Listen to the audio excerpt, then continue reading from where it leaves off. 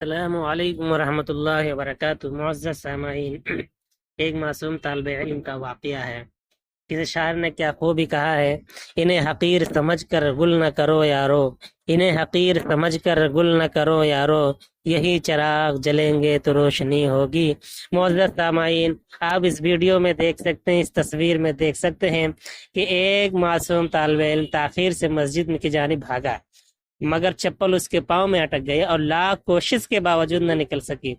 جب تمام کوشش ناکام ہو گئی تو اس نے خاموشی سے کیا ہے، اللہ رب العزت کے سامنے سر بسجود ہو کر اور تکبیر تحریمہ کہتے ہوئے اس نے اپنی نماز شروع کر دی۔ یہ دیکھیں، یہ نماز کی محبت ہے۔ یہ بچے ہی ہیں جو کل ہمارے اور آپ کے قائد بن سکتے ہیں۔ اس لیے انہیں حقیر سمجھ کر گل نہ کرو یارو، یہی چراغ جلیں گے تو روشنی ہوگی۔